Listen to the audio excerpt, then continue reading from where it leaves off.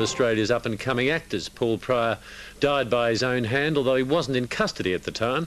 As Mary Black reports, Paul Pryor suicided because as hard as he tried to live in two cultures, one culture kept striking him down. You may have seen Paul Pryor busking on the streets, performing in schools, in festivals, or perhaps on the screen. Have we offended you in some way? Not me. Sean. Hey, did you ask if you could stand on Howard? Sorry, Howard. Howard. What's you mean, Howard? Howard. Ah, that's all right. Howard's used to that.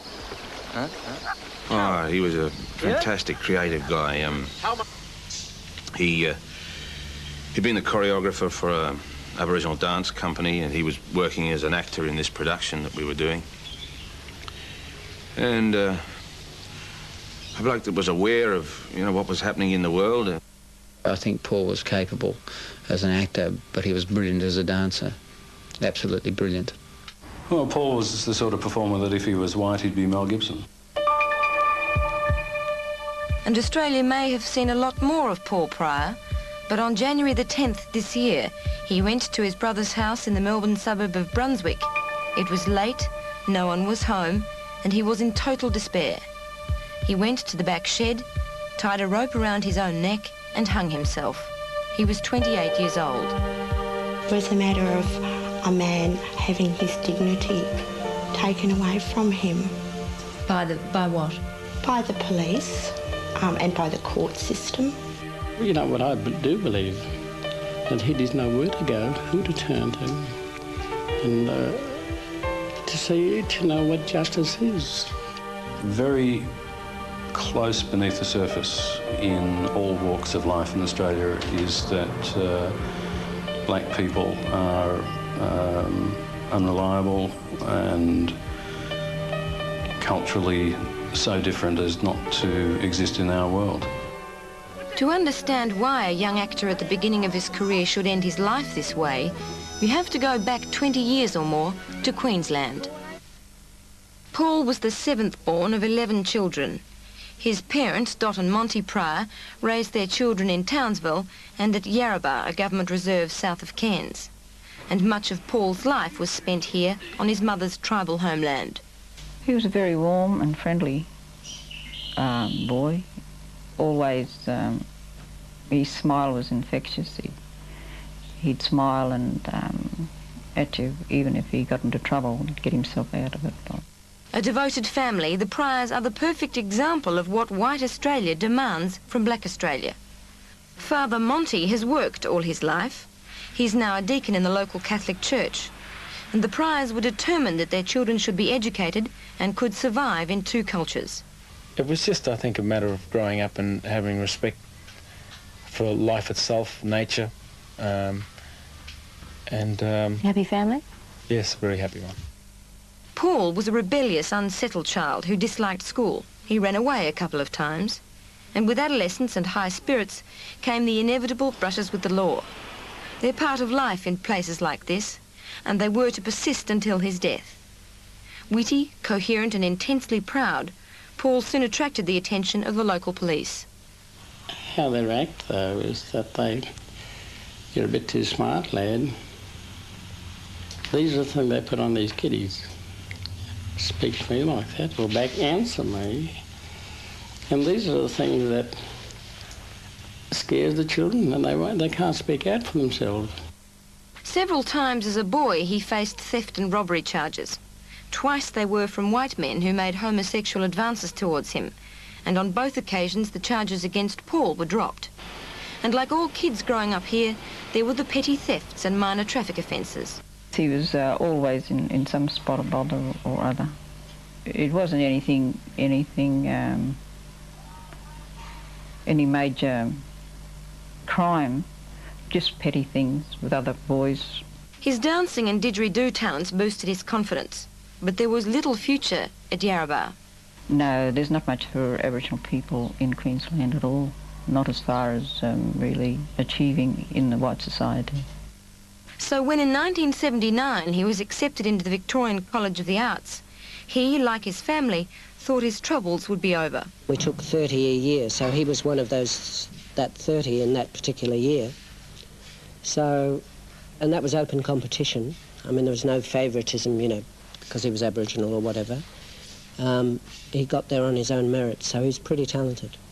Through college came the busking, private performances and the films. What about the trust account say you got for all the workers? We ain't seen a single fighting of that. Have you any proof? No. And you won't. Those white fellas... And his successes were felt as far north as Yarrabah. So that's how I felt real proud of what he was doing. Not only for myself, though, to show the other Aboriginal young people what they could do if given the chance or the opportunity of acting. He returned to Townsville in 1982 to perform in a Pacific Island festival. It was after a performance that he and his mother were approached by two out-of-uniform policemen who didn't immediately identify themselves. Those two men told them to move on. A scuffle followed, and before he knew it, Paul was up on assault charges. Those charges were dropped when the court heard testimony from an eyewitness. It was an achievement for an Aboriginal person to win a case of that nature. When we went to the solicitor, he had said, we've got murders, we've got rapes, and here you come up with an assault, you know, and we've got to waste time, well, more or less, defending you. And Paul was very, you know, hostile about that, because he said, this is where it all starts. This is where it starts. This is where the Aboriginal goes to jail for something that he's not guilty of. This is where he becomes unstuck. You white fellas like beads, huh? Well, have a look at these. What? Oh, yes. Very nice. Look at that workmanship, eh? Yes. For the next 4 years, Paul kept out of trouble and his career took off. But again he felt drawn back to North Queensland. And again the past wouldn't let him be. But I think that fear was with him, and I think the fear would have been with him to come back here, because police would have picked him up for whatever, anything. Once he was stopped on suspicion. They thought the didgeridoo he carried was a gun. Another time he was pulled up for driving an unlicensed motor vehicle. It's a common practice on most farms and missions. He opted for community service work rather than pay fines. That work was cleaning out the mission buildings, including the toilets. Look, Mr. Felden, if anything happened to my father, I'm going to hold you responsible. You threatened me. That time someone stood up to you. Don't push me. And again in 1986, he was picked up by police and, he alleged, bashed inside the jail. Medical evidence found injuries consistent with being throttled. He intended to plead not guilty to assaulting an officer, but eyewitnesses from the black community were, according to his family, too frightened to come forward. And even his family wasn't with him in court, although they tried. We were told that, so the court will be on in about an hour's time, so you have enough time there to go and have a cup of tea and that. And so we done that. He gets back to the courthouse, and the court was already over. They took him into the children's court. And we thought that wasn't right. And he found that, you know, he felt that he was, the injustice had been done to him there too. With no support, he was found guilty of assault, and his complaint in court against the police for an alleged bashing wasn't heard because it was deemed irrelevant to the charges. His friends say this incident was the final straw for Paul. From then on, his confidence in white justice was nil. He was no angel, but he wasn't a criminal, and he felt like one. He fled Queensland without paying his fines. But back in Melbourne, he found himself trapped, unable to return to Queensland without facing further court proceedings. What was he concerned about going back there? That the police would know he was there, and that he would encounter, or he ran the possibility of encountering more of the same treatment. He knew that if he came back he'd be in trouble anyway, and to get into the cell you wouldn't know what was going to happen, you know. Then in May last year he was picked up by the Fitzroy police in Melbourne on suspicion. He was carrying a baseball bat, and he spent several hours in the Fitzroy lockup. He was released in the early hours of the morning. What happened in the Fitzroy police station is a bit of a mystery now that Paul is dead.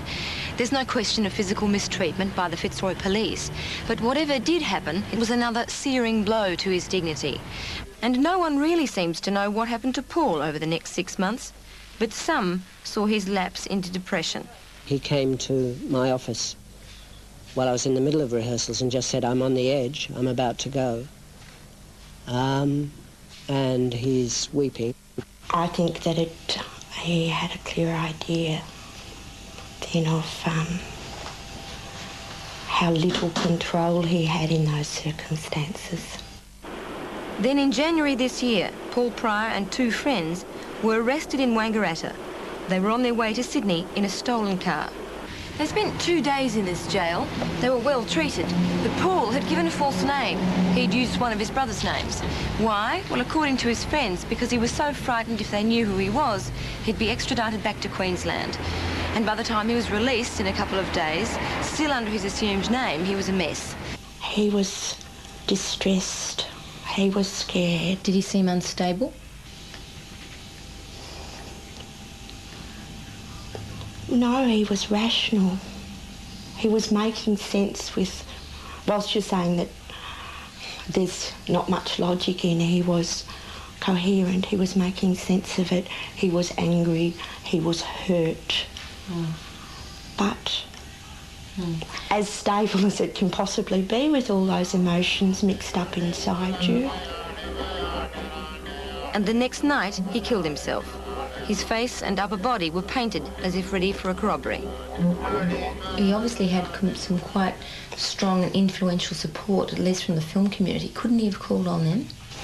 He was a proud man, and it was important to him that he was a performer on equal footing with those in many fields of art. Paul Pryor's death didn't rate much of a mention in the press. It was just another Aboriginal suicide, another black man's life gone terribly wrong. But in a bicentennial year when much is being made of healing the division between white and black Australia, perhaps it's worth a mention. Because a talent has been lost. And perhaps we should ask the question, was it lost because Paul Pryor was black? I'd like to think that he would have really made his mark. He had so much to give. The other side of me thinks that he probably would have had a very frustrating and difficult and disappointing life. And he's selling cattle to the farmers, mission cattle, long-hour cattle. All this is quite irrelevant to the child. Then what is relevant? What is relevant?